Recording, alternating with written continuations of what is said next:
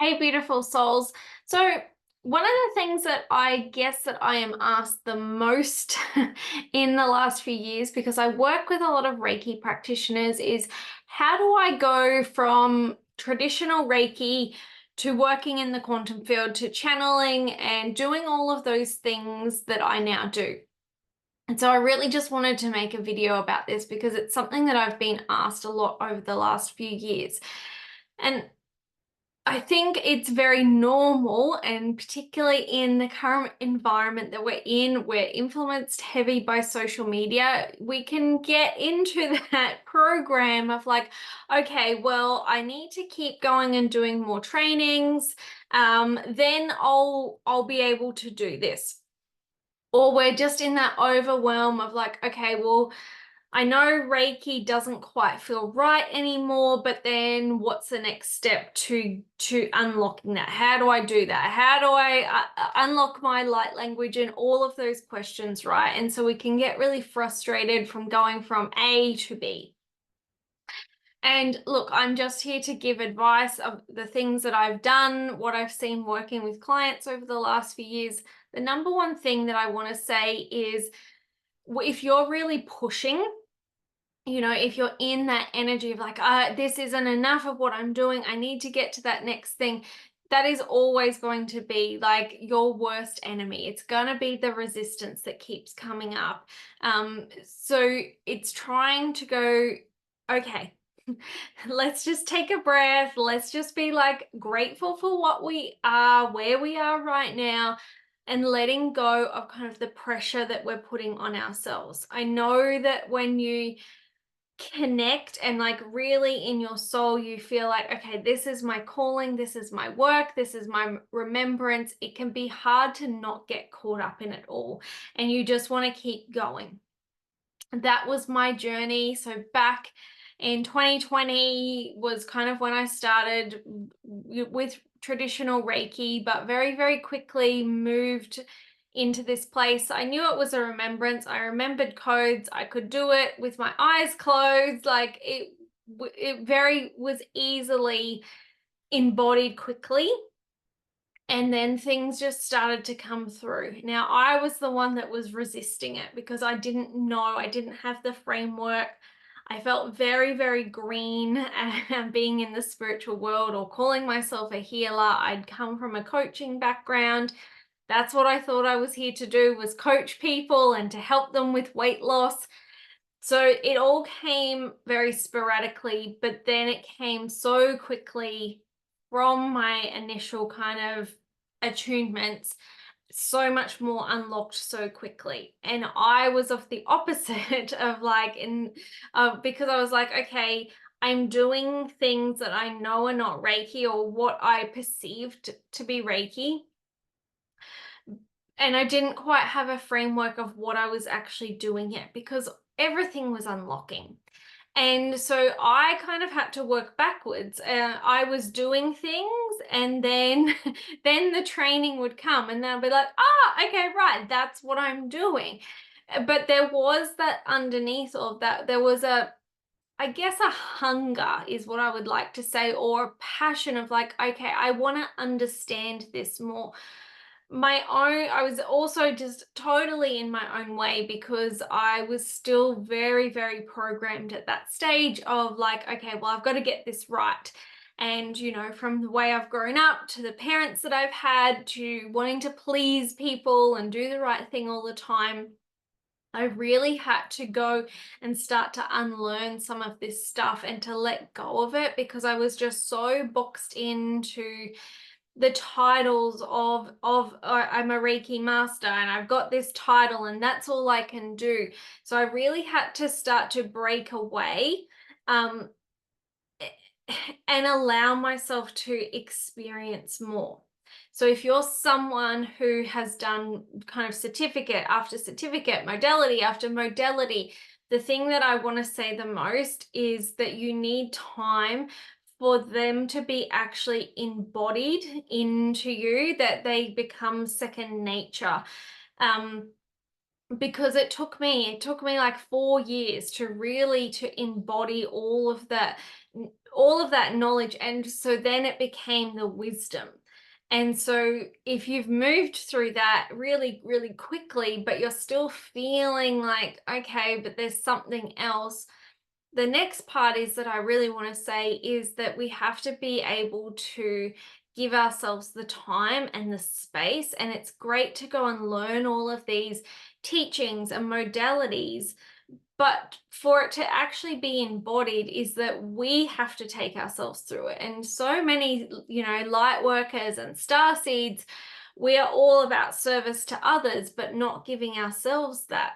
And so I say to a lot of my students and to clients who are wanting to, enhance their gifts, they're wanting to unlock more of their clear sense. It's like, okay, but are you giving yourself time and space just to take yourself through a healing? Are you giving yourself space just to open up to your guides and your higher self and just see what happens? Because that's where you're going to actually learn the most. There's only so much that you're going to learn through texts and books and through trainings. A lot of us are now in the space of like, well, we have to actually blend modalities together. We have to kind of be forming our own modality of bringing everything. And when I say that, you're not just bringing through what you've learnt in this lifetime, you're actually bringing through your lifetime's work. And that's really where we're at right now, of like, we're bringing in all of these past versions. There's a past version of me, or there's a dimensional reality where I am a shaman, and I've done Reiki, and I do galactic work. There's all these particles and fragments of me that all still exist because time doesn't exist. So that all of those past lives that I've had, they're all part of me. So now when I'm doing my work, I don't go, okay, well, I have to do Reiki, or I have to do akashic records, or I'm not putting any labels on anything. I just open up now. And so everything that I've kind of embodied and brought through, and all of my remembrance, I allow then just God and spirit to work through me. So if light language wants to come through, if I want to bring through frequency, if I want to work with ascended masters, the dragons, going into the quantum field, going into the akashic records, I bring it all together. And so I think that's kind of where I think a lot of people are getting stuck as well, of like, okay, well, I've got Reiki and that's my offering, and then if I'm going to learn akashic records, then that's my offering, and we're keeping it all separate and in these boxes. And I'm like, okay, well, I can only do that in this session. And I tried that for a while and it just didn't work because I'd have people coming, for one session, and then we'd take off and we'd do other things because it was what they needed. So I had to just kind of accept and blend everything together and let go of these titles and the pieces of paper and all of those things that we've kind of been indoctrinated into, that, well, if I have them, then I'm enough, or I'm good enough. And the truth is, you've been doing this for many lifetimes. You wouldn't be here. You wouldn't get the calling to be a healer or to step into being of service in this way if you didn't have experience. Like, we're at the point of ascension that it's not just going to be your first lifetime that you've done this work. Okay, you're at the level of mastery. So it's being able to let go of all these 3D kind of titles and things and let yourself actually just step into who you're meant to be, whatever that's called. Whether they want you to, God wants you to call it a modality and teach it, or you just blend things together and you call it, well, it's just a soul session, doesn't really matter. But it's allowing that to be there and to not just have everything so boxed in. And of course, then giving yourself time and space that you are working on yourself. You're taking yourself through different healings. So if Reiki is where you're at right now, well, are you giving yourself Reiki once a week, every day? Are you allowing more to even come in? Because we're going to learn so much more through our experiences. That's how it's going to become embodied. not just what we're doing for clients. Yes, you'll experience different things, but if you're going through the same protocol every single time, how can anything change up, or if light language wants to come through. I have so many Reiki practitioners and healers that I work with, but they're like so afraid to let their light language come through because, again, they're indoctrinated into, well, that's not Reiki, or that's not the modality I learned, that wasn't in the course I learned, so how can I bring it through? But it's like, but if spirit or God is bringing that through, if like that's the healing that's needed, then who are we to deny that? That person may need that healing. So I think that's really important. And I can just say from experience, the more you're taking yourself, whether it's 10-15 minutes a day just to connect in, and you might go off and do this thing, and then it's something that you can then do for clients, but you've got to give yourself the time and space to have those experiences. And then my next point is that you have to keep doing the healing work on yourself. You can't bypass this.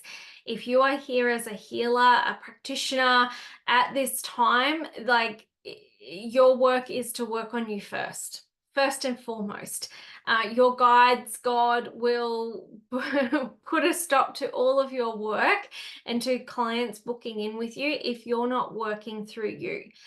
And that's how you're actually going to access more of the stuff. So the more that you're holding on to stuff in those lower chakras, that's where we store all the shit, really. If that stuff is still there, it makes it really hard to connect up into your crown, into your soul star chakra, into your stellar gateway. It's hard to then access higher dimensional frequencies and energies and guides that exist up here if you're still stagnant down here. And so that's where a lot of people go wrong. We want to bypass, it's so easy for us as starseeds to go and play in the stars and go and meditate and go off on a journey than to actually do the work and actually heal that stuff that's there, whether it's this lifetime, whether it's the past life stuff, whether it's generational, whether it's vows you're holding on to, whatever it is, it's important. And so the more you're healing yourself, the more your light grid is going to expand. And so all of those layers of your auric field are going to start to expand so that you can go up into those higher dimensions, start to bring even more through. If you already work with the akashic records, the more you're working on yourself, the more you're going to start to access, the more your channel starts to be able to just go, and it will feel effortless. But it's a muscle that we've got to use. We've got so many persecution woundings. There's so much going on within the throat, there's lots that we need to look at. And then that's kind of where I'm always like, okay, work with yourself, take yourself through that. But it's also then that's the perfect time when you're going through that stuff. That's when you want to invest and work with a healer, a teacher, a mentor that's going to help you to see those blocks and get into the real nooks and crannies, but particularly in that subconscious mind that we hold on to, because most of the time we're not going to let ourselves see that because the ego is always going to step in. So that's really important, that if you're wanting to amplify, so if you're like, I want to go from traditional Reiki to being a quantum healer and to do all of these things, you've got to work on you first. And there's no easy way to say it, but there's no bypassing. For a lot of us who are healers, we've taken on, really dense lifetime of experiences. We've had a lot of hardship because we need to know how to move through it. We need to know the depths of it, because how can you hold someone that is in the depths of their stuff if you haven't experienced that yourself? If you don't know how to hold yourself in that, how are you holding someone? And that's kind of my next point as well. Like, it's also seeing and being able to let go again of the perceptions. Like, we think that as healers, like at the beginning, I thought like, okay, well, ego steps in and goes, okay, I want to be the best. I want to do this the best way. But the truth is, when you have love in your heart, when your intention is that I'm showing up 100% for my client, what is in accordance with their highest and greatest self, what's in accordance with God, with their light team, you can't bring anything through that they're not ready for. So it becomes about the person, not us, not our ego going, well, I need to be the best at this, or I need to bring through some other miracle thing, because it's not about that. It's about the experience that your client has. It's about being able to hold them.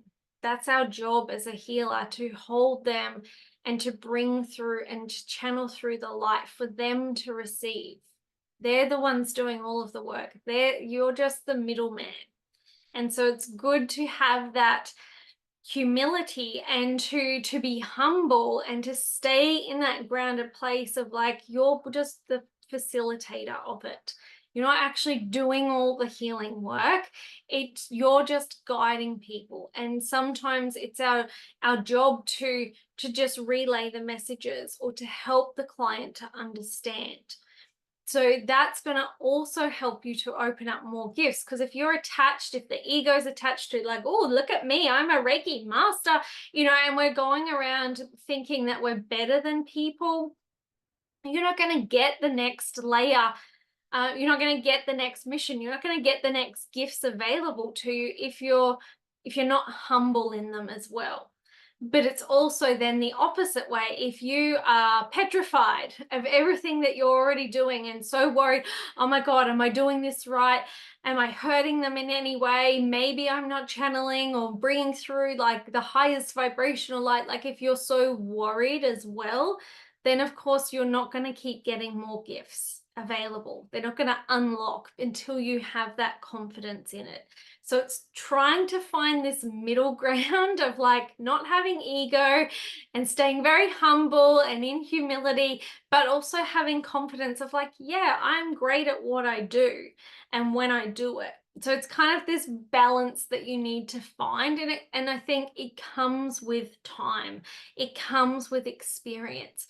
So if you're not feeling confident in your gifts, your abilities, what you already do, then that's the place to start.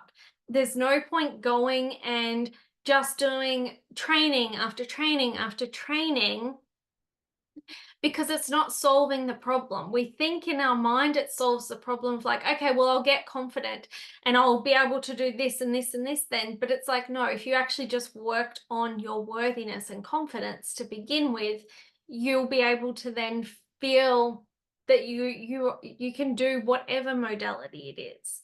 So it's having this even keel, and that's going to help to bring things through. Okay.